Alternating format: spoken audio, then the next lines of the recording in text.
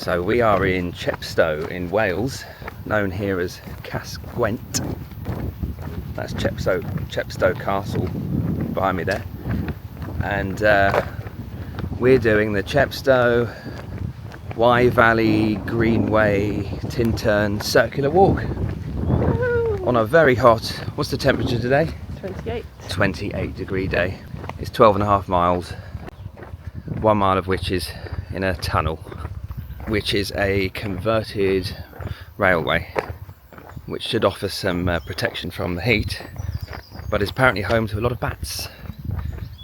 So let's see how that goes.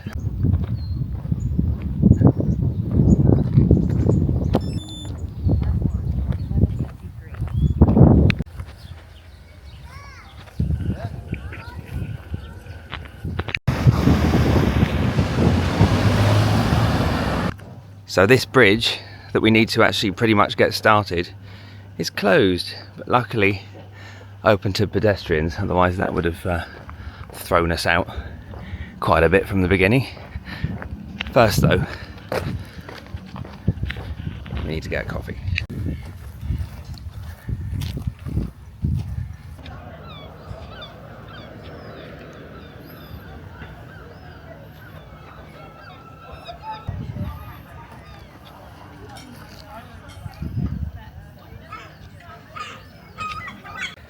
That's better.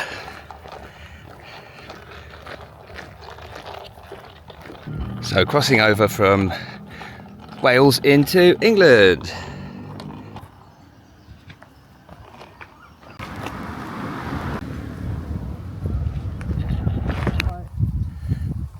Left, according to this very helpful sign. Hello there.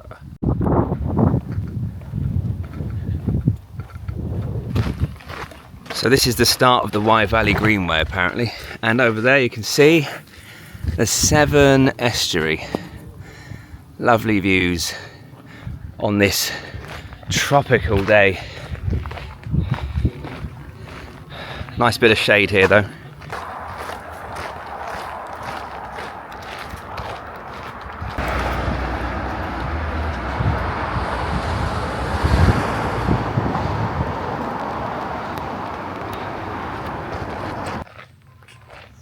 Yeah, it's a bit spooky. I don't know what this is.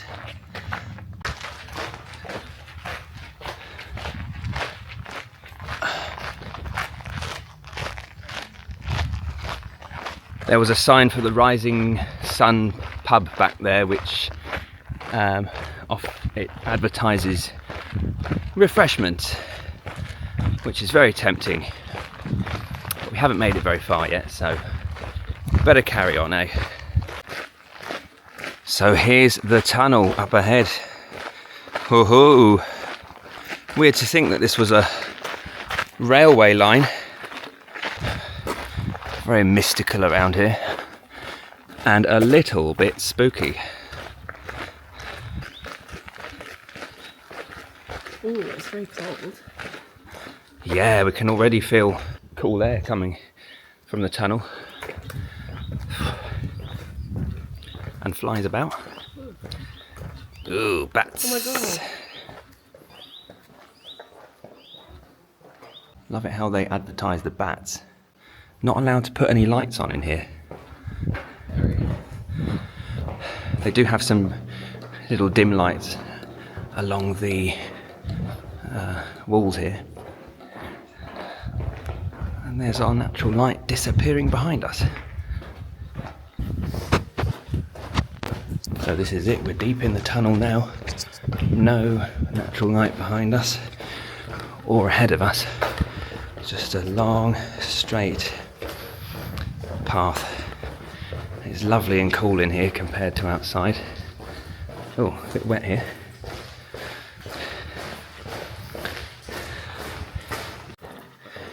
There's light at the end of the tunnel, literally. That was a very unique experience, a little bit spooky. What did you think, G? Very spooky. Yeah. No way they have to keep reminding us of the bats though. They close it in October to March so the bats can roost happily. And they also lock it at 7 p.m, so I don't know what they do if you're still in there. There it is, made it out alive. It's just the two of us for most of it. We were expecting that to take about 17-18 minutes, but it definitely didn't, because we were walking so friggin' fast. We must have been a little bit spooked. So things have got very high up here now. And behind this fence is the first tantalising glimpse of Tintern Abbey. So this is the Wireworks Bridge, which in the 19th century linked the wire and tinplate works in Tintern with the railway line, which we have just been walking down, and is now the Greenway. Stunning views. This is the River Wye. That is England to the left, Wales to the right.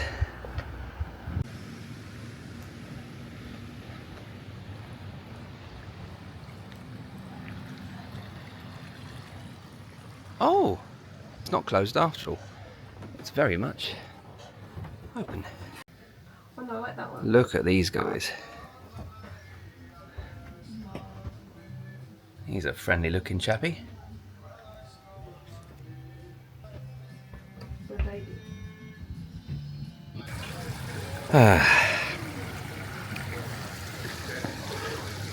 Nice place.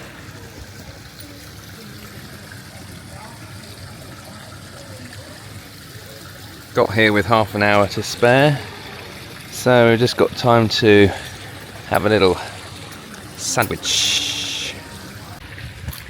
So this is our halfway stop at the Abbey meal. What you got there, G? Tuna. Tuna sweet corn, nice. Chicken and bacon for me.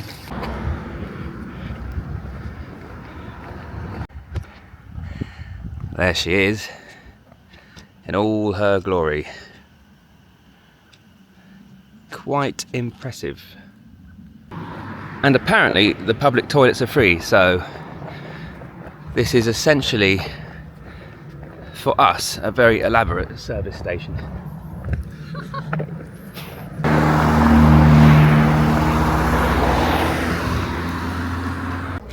So good job we just checked the directions again, because we're meant to turn right here rather than going up that long road. But anyway, off we go. We're back on course, and now we're on the Wye Valley walk. Little detour here just to show you a lime kiln, which is over there, in use from the 1700s apparently, because there's so much lime around here. Lime kilns are a common sight around the Wye Valley.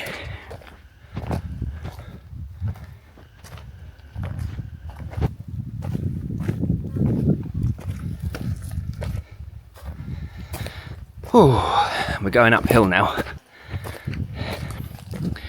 so excuse the panting.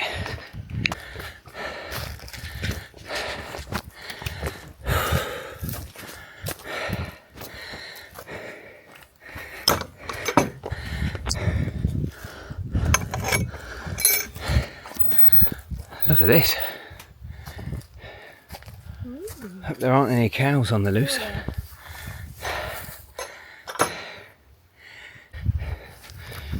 Bit of a change of landscape now for a bit. Unshaded open fields. Thankfully for this bit, the route is kind of well trodden, so just follow where everyone else has been. Apparently we have a couple of these fields to go through, and it's roasting. Here we go, another gate. Oh, I'm not going to try and squeeze through there. Not after that big baguette. Now up another field.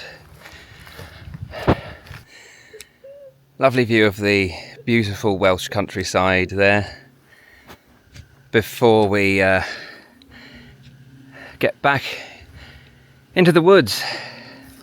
Oh, this is well and truly gonna get my heart rate up. How are you feeling about this, G?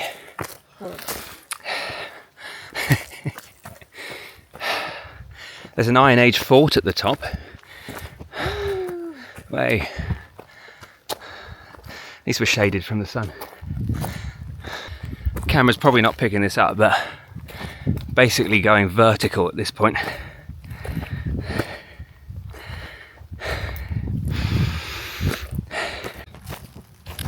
So we're in a fairly dense woodland now. I've seen a lot of this. Uprooted trees.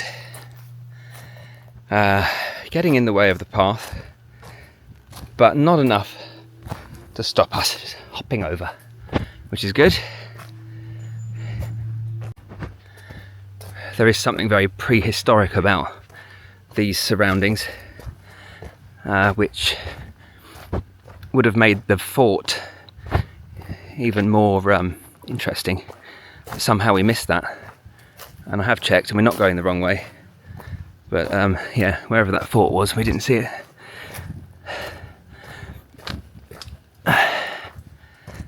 And apparently there are lots of forts like that dotted along the Wye. I think there was 9, it said. They would have been visible from the other side of the river, possibly belonging to the different tribes that lived on each side of the river. And I'm not just talking about the English and the Welsh. We're going back 3,000 years.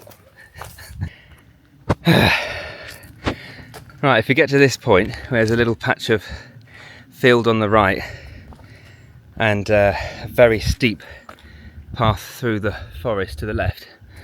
Don't go down there. Eagle's Nest viewpoint. Straight on. We've done that, so you don't have to. I hope we're not in tick territory around here, because things are getting a bit grassy. So this is Eagle's Nest viewpoint. Stunning views over the countryside here. That's the Severn Road Bridge. That's the second Severn crossing over there. You might just about be able to make out. In the middle there, you can see the Cotswolds. And in the, not quite the foreground, but a bit closer, that is Chepstow Castle, which is the end of our route. So this viewing platform was constructed in 1828. It used to have 2 platforms, but apparently the other one was like a double-decker platform. Maybe that was the bottom level there, I don't know, but it was closed in 2010 for safety purposes. We are 700 feet above the Wye. And apparently on a clear day, which is what we have now, very lucky to be up here with this lovely weather, you can see 9 counties and even Bristol. Okay, so here we go. 365 steps.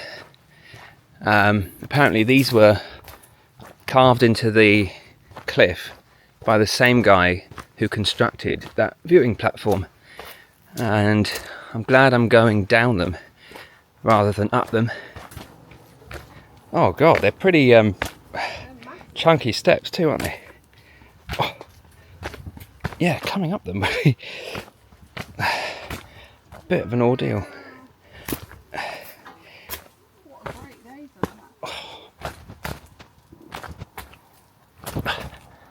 Oh yeah. It's the views that make it worth it. Well, that's what I keep telling myself. You really don't want to drop your phone or your keys or your wallet or anything around here, or trip for that matter. Yeah.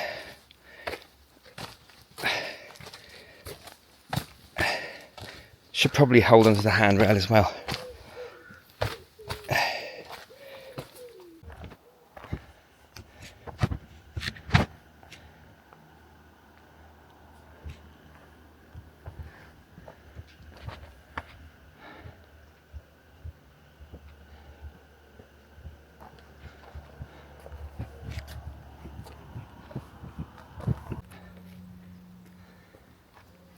So we've got 3 miles of this now, apparently. Getting near the end of the route. Definitely wouldn't recommend doing it on a rainy day, because it would get very, very sludgy around here. And there are some pretty treacherous sheer drops in some sections. You really want to watch your footwork here, because lots of roots and stones, so, and sheer drops without any sort of barrier. Bring a good pair of shoes. We've been told by some friendly passers-by there's a cave up here, and there it is.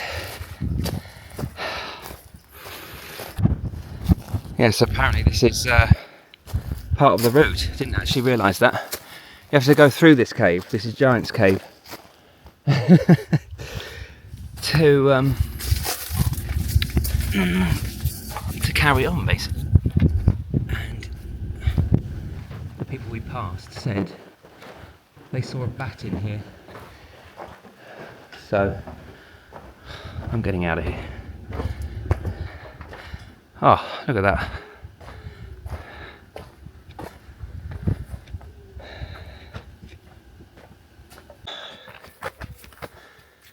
Oh, about 2 kilometres left. Just come down this pretty narrow grassy track, and there's something they call a grotto on the right. Lovely. Originally lined with glittering crystalline minerals, which probably would have made it look a lot nicer than it does now. So this is our last little stretch of the route, which takes us out into the free car park at Chepstow Leisure Centre, where we parked. So this is a brilliant way to end. Yeah, it's taken us 6.5 hours in total, with a bit of messing about, obviously. 22.9 kilometres in the end, and I would highly recommend that. I'd do it the way we did it: start at Chepstow and go round, make Tintern your halfway point. I'll post a link to the directions in the description. And yes, make sure you take lots of water, go with someone, wear some good shoes. Now it's time for a beer.